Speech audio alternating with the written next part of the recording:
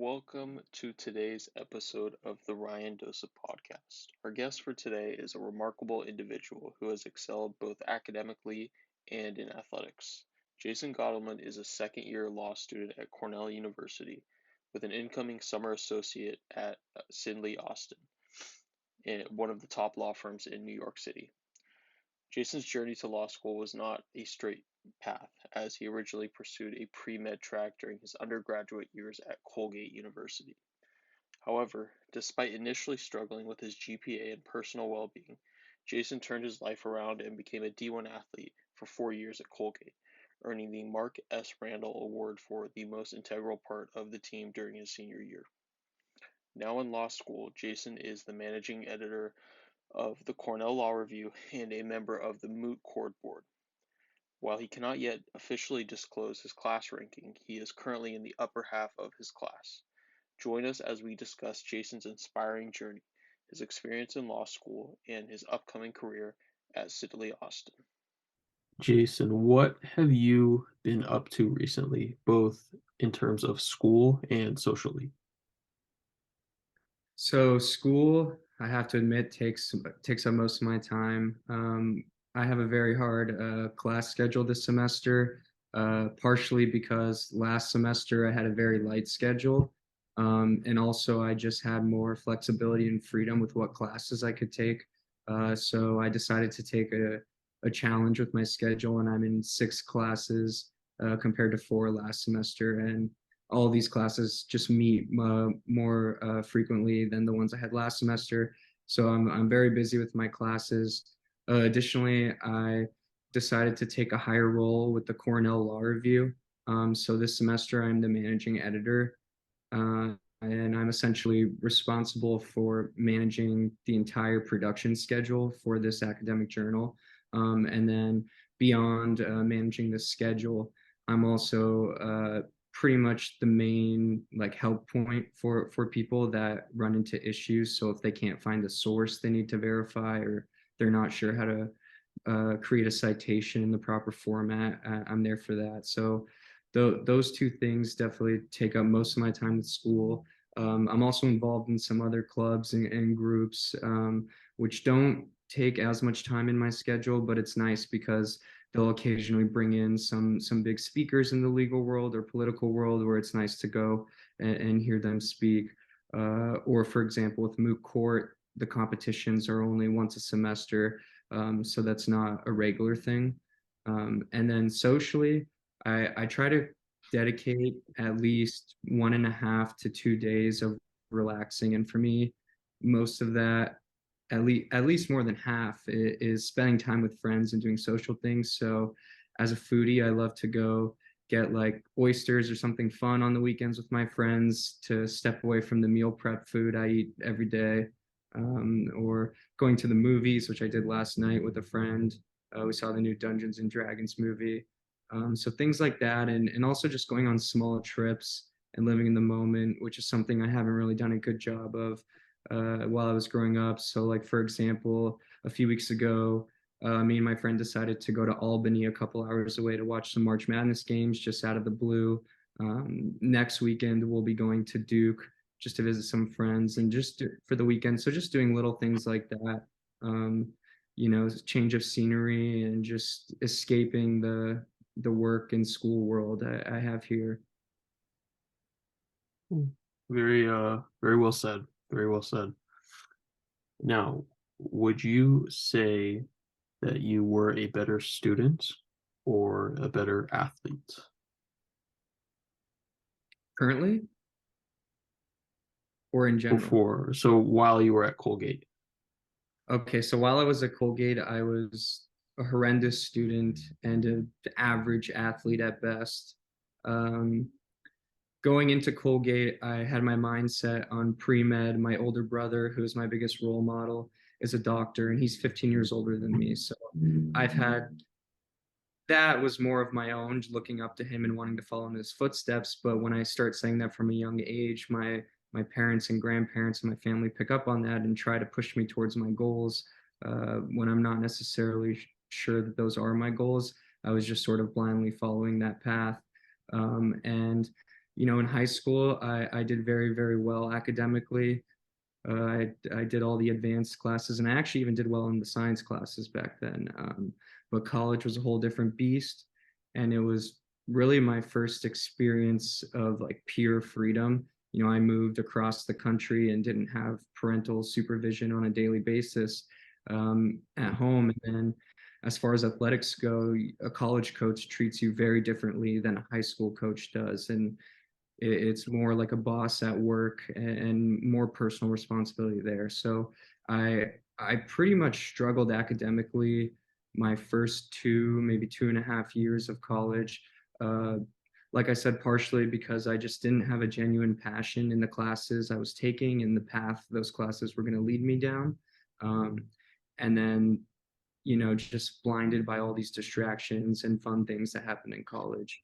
Um, and then on the athletic side, I did very well actually my freshman year. I had a great assistant coach who was pretty much my head coach because the way the team was split was like sprinters and distance swimmers. So the head coach actually was not really involved in my training all that much as a freshman. But unfortunately, after my first year, that assistant coach passed away. And Mhm. so there were some changes to the program and how it was run. And ultimately, me and the head coach, who remained throughout my sophomore and junior year, did not get along that well. I disagreed with his training approach and how he approached training. To keep it short, he wanted to standardize it for everyone, where I believe that it should be individualized because different training habits work better for different athletes, especially when you consider the sport of swimming has so many different events and strokes and distances. It's not really something you could standardize. Like in football, a wide receiver would not be doing the same practice that a quarterback or an offensive lineman would do. And so that we disagreed fundamentally there. And as an immature younger person, I kind of let that impact my approach and how much effort I put and my commitment. And looking back, obviously, um, you know, more of the responsibility should go on me. But in the moment, I tended to blame my coach, and I didn't try and I didn't take it that seriously. Um, so after my junior year, that coach was let go um, for many, many reasons. And my senior year, I actually made a big comeback in athletics. I went back to my fastest time since high school and freshman year, which I did not even come close to sophomore and junior year. I had a great relationship with my new coach, and I had a great relationship with all the younger members of the team at that point. And I really found a new love and passion for something I've been doing for nearly 20 years of my life at that point. And that was amazing. And that was probably the very first time in my life I was able to realize that hard work pays off. And if you put your mind to something and you truly enjoy doing it, you will succeed. And it might not be a straight path to success. Obviously, there are ups and downs along the way. But that was really the first time I truly committed to a challenge and made a comeback in my athletic career. And then academically, my GPA improved significantly my junior and senior year when I was taking classes I was more interested in. I still had no idea what I was going to do because I didn't decide that law school was the path for me until a month or two after graduation. But just exploring courses that sounded interesting to me and not worrying about how they translate to any specific career was the best thing for me. It helped me learn what I was interested in. And then because I was interested, I think I was more driven to put more effort into those assignments and classes. And I was a Patriot League honor roll, Colgate Scholar Athlete Award. I forget the distinction they name it, my junior and senior year, and I didn't even come close to those benchmarks in my first 2 years. So tough to say if I was a better athlete or student. It kind of went in waves with both, but I would say average at best overall for athlete and subpar definitely as a student. Okay, okay, yeah, super interesting. Especially that part you mentioned about how, you and your coach are disagreeing about he was trying to standardize everything and you were like, no, everyone is a little bit different. Wide receivers, we have linemen, just like swimming, right? And that's interesting because that's something that comes up a lot in fitness. Should we be giving everyone the same programs. It's like absolutely not. And so, but obviously it's easier to do that. So yeah, that's a huge trade-off. Um, what is it like being a D1 athlete with such demanding academic standards? It's very difficult, to say the least, but with that having been said, it's definitely manageable. Many of my teammates succeeded and were summa cum laude and were some of the best swimmers on my team. It's all about time management, and focus. And I wish I had known that earlier back when I was an undergrad. Um, but it's definitely a lot of responsibility thrown on you, and you really do have to be intentional with how you use your time and your energy. Um, so, because for swimming, especially, we are up at 5 a.m. most days of the week for a morning practice. That means you have to know when you're going to do your homework and when you're going to go to sleep and when you're going to eat your meals. But then later in the day, you're in school or class from maybe 8 a.m. to 4 p.m. And then right after school ends, you're in practice for for an afternoon practice for another 2 to 3 hours. So, and then after practice, you have to eat dinner, you have to shower and whatnot. So I really wouldn't finish my day when I was able to start homework and studying until around 7, 8 p.m. And in those hours, especially, you have to be very intentional because non-athlete friends, they have that period from 4 to 7 where they're able to do their homework and studies and eat their dinner. And then at that point, they're all relaxing, hanging out, and just doing social activities where your night and your free time really just started. And there are some important things you might have to do. And it really just comes down to time management and being very intentional with how you use it. Um, and you do get adjusted. It as far as time goes, it's not something different from high school swimming, but the additional workload that comes from college classes is definitely a big shock. And then also living with your friends and practically being free in college is another thing. So it's more like the additional things that are added on top of your athletics. I would say my athletic schedule wasn't all that different. It was more my academic schedule, my social schedule, which I needed to balance. Mm, well said. Well said. Walk us through your health transformation a bit. How much fat did you lose? I don't know, what sorts of habits have you changed? So I was always like a chubbier kid growing up. I always had like the short and stocky build. And it wasn't until the summer after my junior year of college, before my senior year, where I looked in the mirror and saw I was 218 pounds on Father's Day that year. I was shocked I was even over 200. I just fully let myself go when I was struggling my junior year at school, when I had no idea what I wanted to do in my career. I just came off of 2 years of very poor grades and class performance in the classroom. And I was sort of lost. Instead of facing the problem, I was just living in the moment, enjoying myself, not trying in school, not trying in swimming, and eating a bunch of junk food and not really watching what I was eating or any of that. And I looked at myself in the mirror when I was 218 pounds. I did not like what I saw at all.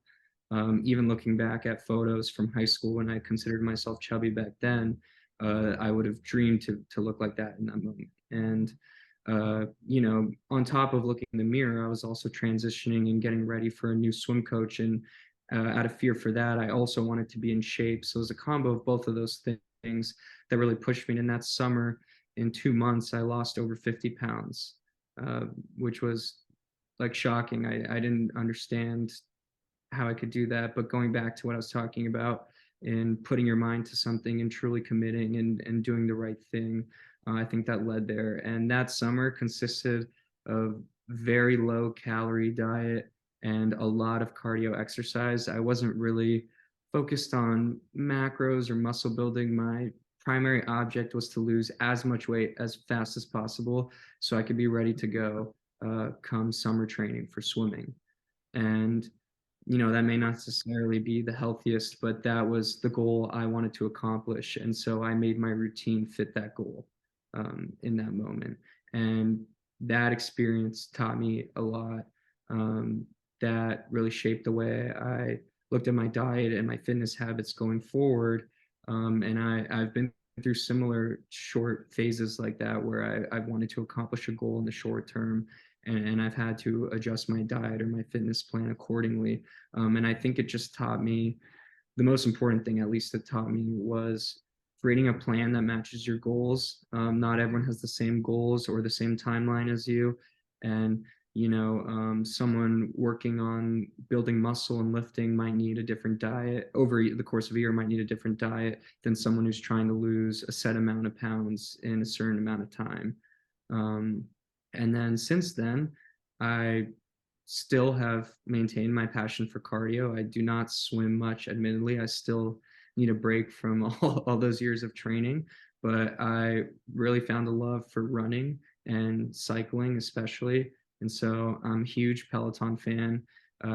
During the pandemic, my mom got a Peloton, and I just found it easy to do because it was inside and right there, and it was really efficient with time. I didn't need to go or leave anywhere. And I now have my own Peloton. I use it almost every day, and cardio to start my day is still something I do. And even if it's not for any weight loss or anything, I really just like how it makes me feel. It sort of wakes me up and makes my brain feel not foggy at all.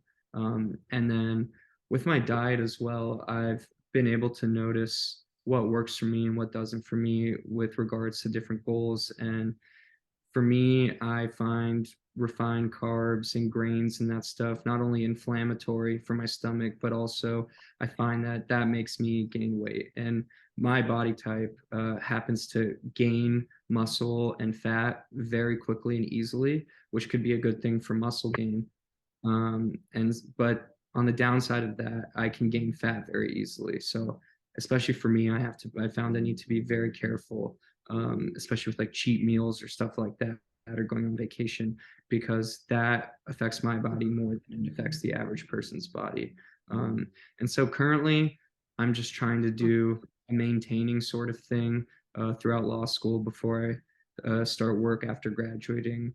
Um, when I graduate, I definitely want to focus on muscle building and be very intentional when I don't have any like hard deadlines I impose on myself for meeting a weight goal. I'm just trying to stay as healthy as possible under these conditions where I don't necessarily have the time to do full blown gym sessions every day where I'm very focused on specific muscle groups and whatnot.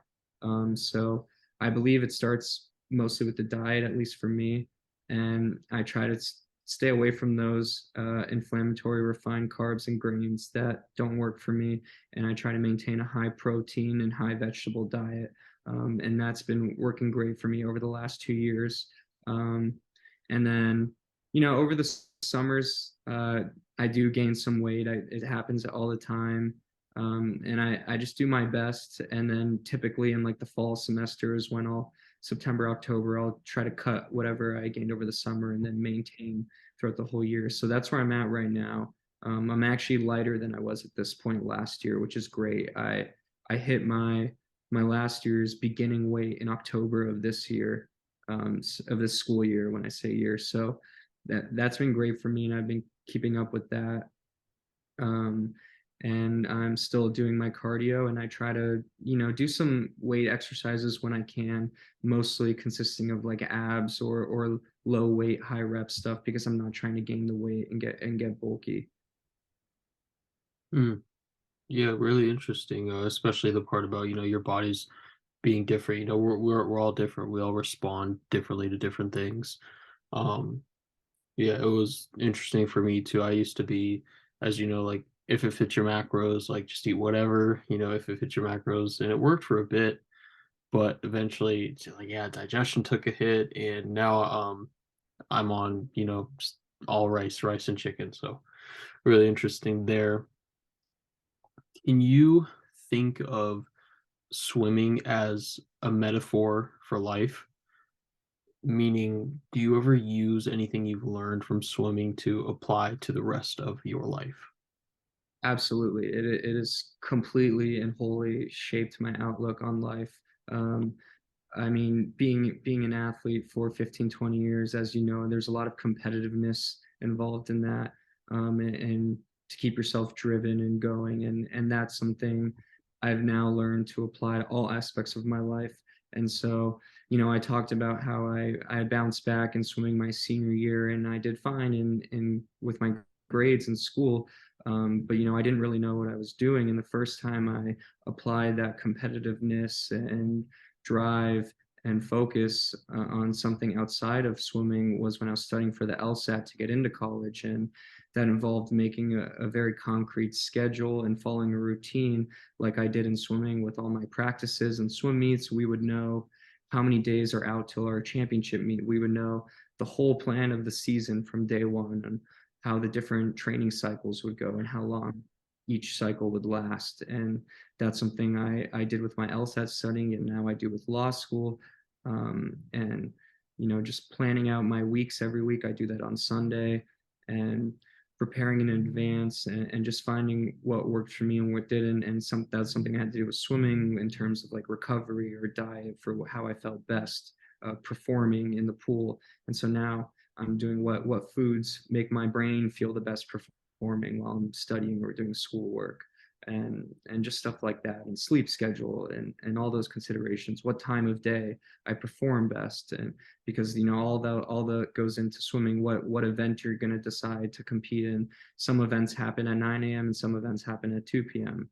and whatnot. So that's definitely all been translated to the real world so far for me, and it's only made me more successful. Very interesting, very insightful. Now, do you have any funny Colgate stories that you want to share? That's a good one. There are so many funny stories. I'm trying to think of one that relates to what we've been talking about.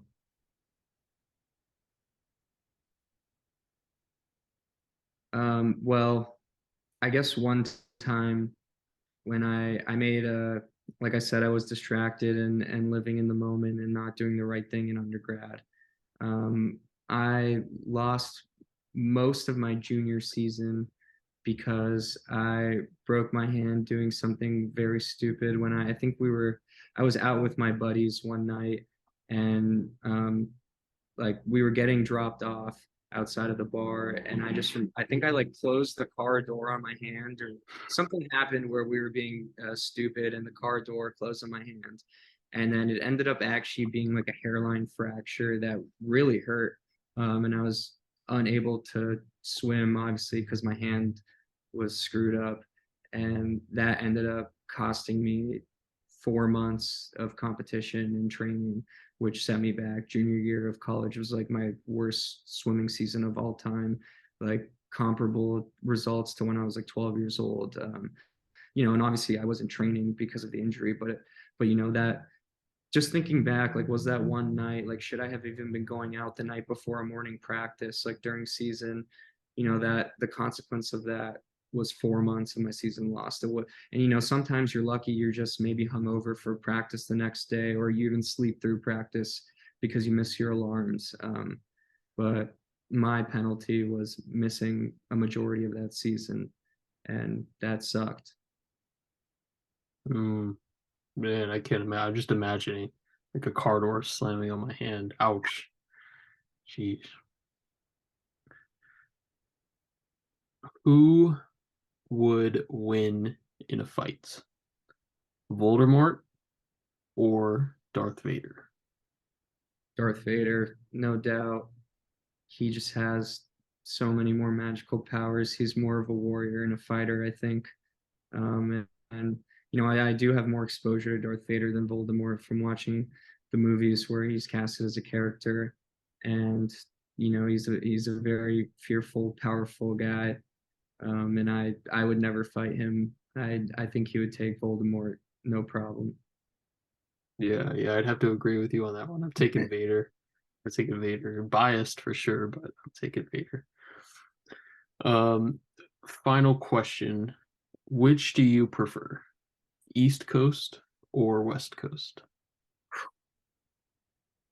Such a tough decision. I would say, okay, for me personally, I would say East Coast. Well, actually, I'm gonna go East Coast with both, but I think personally for me, it's a stronger answer to say East Coast. Um, Many of my friends from Crespi now live in New York.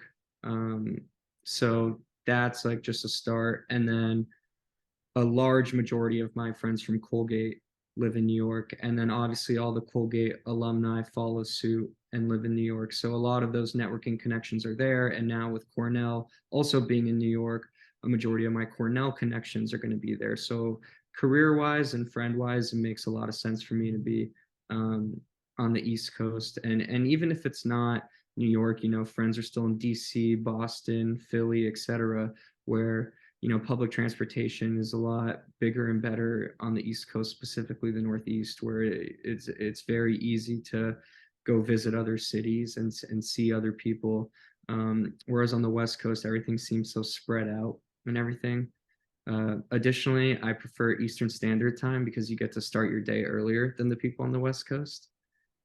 So that's nice. And I feel like a lot of society sort of acts on East Coast time, like TV shows come out Eastern Standard Time. Businesses set their hours, or like customers, things that are online, like customer service within a company is set on East Coast time, just things like that. And then, the East Coast, I think there's just more to do in more cities. You could be on the Northeast where you have the New York and Boston's, and then you could be in the Southeast with the Florida and the nice beaches and South Carolina and all those.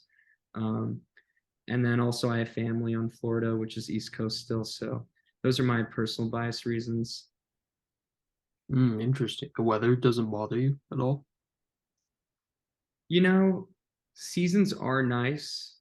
That's like the cliche thing that the East Coast people say, but personally I do prefer the warmer weather from California. But, the West Coast is not just Southern California. There's also like Washington and Oregon where the weather is not so great and stuff. Um, but yeah, I definitely like would prefer Florida or Southern California weather, no doubt. But I wouldn't say it really impacts me too much. Not seeing the sun during the winter is a bit rough when you when you don't see it for like a month or two straight. Um, but at the same time, I don't find the cold too problematic. I feel like once it's cold, it's just cold for me. Like if it's 40 degrees or 0 degrees, that's not going to change how long I spend outside. Like if I'm cold, I'm just cold. Um, and then with the snow, I don't really mind the snow that much. And the snow is worse in like upstate central New York where Colgate and Cornell are located. But in New York City, it tends to be about 10 degrees warmer than up here, and they get way less snow. And I don't actually have a problem with the snow falling. My only issue is when all the snowbanks on the street start to melt and it gets muddy and watery and disgusting and you can't even walk around. Yeah, yeah, that's crazy. I'm sure you saw, right? Here in California, we just got dumped on like the last month. Just crazy. Like I'm seeing pictures of Mammoth. It's like the snow's up to like the top of the lift. The lift is crazy. Mhm. Yeah, they broke the record last week, Yeah, 72 feet. I actually got an email from Mammoth that it was like so bad a couple weeks ago that they had to close. It was like too much snow. Yeah, yeah, that's crazy. They're looking to actually extend the season out till August. Wow. Yeah, yeah, it's crazy.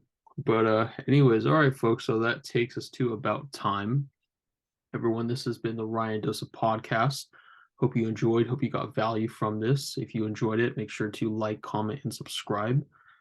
Jason, thank you for coming on. Thanks so much for having me. It's been a pleasure.